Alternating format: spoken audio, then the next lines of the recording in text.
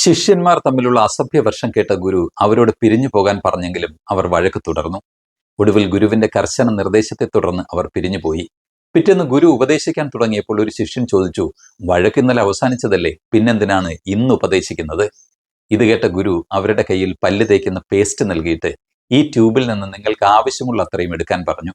എല്ലാവരും എടുത്തു കഴിഞ്ഞപ്പോൾ ഗുരു പറഞ്ഞു, എടുത്ത പേസ്റ്റ് അത്രയും തിരിച്ച് ട്യൂബിനകത്ത് നിറയ്ക്കുവാൻ. ഇത് കേട്ട് ലഭ്യരായി നിന്ന ശിഷ്യരോട് ഗുരു തുടർന്ന് പറഞ്ഞു, ഇതുപോലെയാണ് ഇന്നലെ നിങ്ങൾ നടത്തിയ അസഭ്യവർഷവും ആരോപണങ്ങളും. വഴക്ക് നിർത്തിയെങ്കിലും അതിപ്പോഴും ചുറ്റിനുമുണ്ട്, ആർക്കും തിരിച്ചെടുക്കാനാവാതെ. പ്രിയമുള്ളവരെ, കേൾക്കുന്നതെല്ലാം ശബ്ദം അവസാനിക്കുമ്പോൾ വിസ്മരിക്കപ്പെടുന്നില്ല. പലതും വീണ്ടും വീണ്ടും പ്രതിധ്വനികളായി ചെവിയിലും ഹൃദയത്തിലും ഉണ്ടാകും. അത് സംഗീതമായാലും ശകാരമായാലും. കാണുന്നതെല്ലാം കാഴ്ച നഷ്ടപ്പെട്ടാലും കൺമുന്നിൽ തെളിഞ്ഞു വരും. എല്ലാ പ്രതികാരങ്ങളുടെയും പിന്നാമ്പുറത്ത് പണ്ടെങ്ങോ നേരിട്ട വേദനയുടെ കണികകളുണ്ടാവാം. ചെയ്യുന്നത് നന്മയാണെങ്കിൽ അത് പടർന്ന് പന്തലിച്ച് മുന്നോട്ട് നീങ്ങും. തിന്മയാണെങ്കിൽ അത് തുടങ്ങിയിടത്തേക്ക് തിരികെ വരും. നിർഭാഗ്യവശാൽ എല്ലാ പകരം വീട്ടലുകളും തിന്മയുടെ ബാക്കിയാണ്. എല്ലാ സൽക്കർമ്മങ്ങളിലും പകരത്തിന് പകരമുണ്ടായിരുന്നെങ്കിൽ ജീവിതം എത്ര സുഖകരമായേനെ.